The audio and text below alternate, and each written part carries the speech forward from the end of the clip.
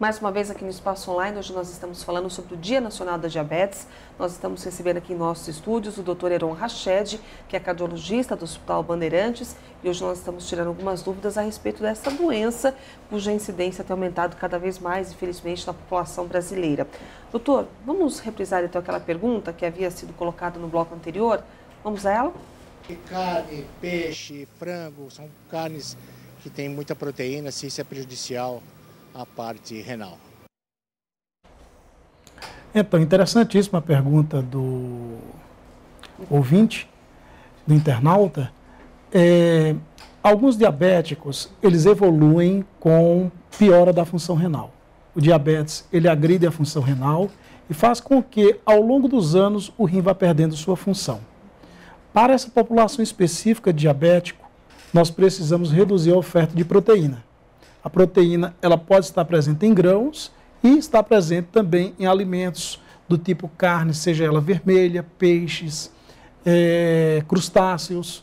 Então, nessa população que já tem acometimento, já tem piora da função renal, nós precisamos reduzir a oferta de proteína e aumentar a oferta de líquido, já que o rim está em jogo, o rim está prejudicado. Então, aumentar a oferta de líquido e reduzir a oferta de proteína. Muito interessante a pergunta do internauta. Deve-se ter cuidado com o potássio ingerido também, né, doutor, nesse caso específico? Vai depender muito do grau de insuficiência renal que o paciente tem. Se for um grau muito avançado de insuficiência renal, a monitoração do potássio vai se fazer necessária. E o paciente com diabetes, ele pode perceber alguma disfunção renal através de que sintomas, doutor? O paciente renal, em geral, é um paciente que vai inchar mais, vai ganhar mais peso. É um paciente que, nos exames de rotina, vai se verificar níveis de creatinina aumentada, níveis de ureia aumentada. Então, isso daí, do ponto de vista clínico, seria mais o aumento de peso mesmo. E as pernas inchadas, os pacientes se queixam mais de inchaço. Agora, doutor, uma questão importante também com relação ao adoçante, né? Muitos recriminam, outros defendem, principalmente no caso do diabético. Qual a orientação do senhor sobre o uso correto do adoçante? A nova diretriz da Sociedade Brasileira de Diabetes, ela recomenda o uso do aspartame, da sacarina ou da sucralose. Um dos três, um pelo outro, não vai haver diferença. E essa história de que o aspartame ou qualquer outro adoçante está relacionado com o aparecimento de câncer, está comprovado cientificamente que isso não é verdade, nas quantidades habituais que são consumidas. Então, os pacientes estão autorizados a fazer uso do aspartame, da sacarina ou da sucralose de forma bastante segura. É muito comum os pacientes usarem o adoçante mais natural, o stevia, né, como é conhecido.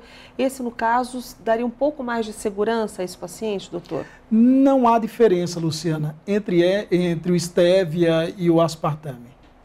Ou a sacarina, não há diferença. Então, o adoçante, na verdade, ele vai ofertar uma quantidade de calorias menor, certo? Vai evitar também que o paciente ele faça um uso mais acentuado da sacarose, mas não tem nenhuma evidência de que o stevia ele seja superior ao aspartame ou à sacarina. Agora, doutor, tem muitas pessoas que não são diabéticas, mas acabam fazendo uso preventivo ao utilizar o adoçante, seja para tentar reduzir o peso ou mesmo para tentar evitar o surgimento de diabetes futura. Isso resolve ou não, doutor? Não se tem documentado, não se tem nenhum estudo mostrando que a população que fez uso de adoçante reduziu o peso de forma diferente daquela que não fez uso de adoçante. Não existe uma forma de você fazer a profilaxia, ou seja, de evitar o diabetes pelo uso do adoçante. Isso não é verdade. Tá certo. Doutor, temos mais uma pergunta que veio das ruas para o senhor. Vamos à próxima questão? Qual seria os alimentos que podem evitar a diabetes, né? Os alimentos biologicamente saudáveis. A alimentação equilibrada, ela é extremamente importante. O consumo de frutas, de verduras, de leguminosas, evitar o excesso de álcool. Então, isso é muito importante para evitar o aparecimento do diabetes, mesmo porque consumindo, se alimentando corretamente, o paciente também está evitando a obesidade.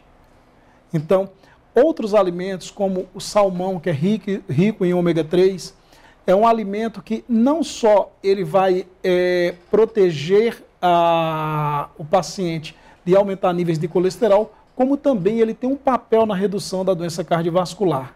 Então, alguns alimentos, os peixes, eu gosto muito dos peixes, os peixes da carne branca, não é? É o caso do badejo, o caso do salmão, não tem uma carne branca, é um pouco rosada, mas também é extremamente saudável pelo índice de ômega 3, são os alimentos mais recomendados para os pacientes no tratamento do diabetes e no tratamento das doenças cardiovasculares.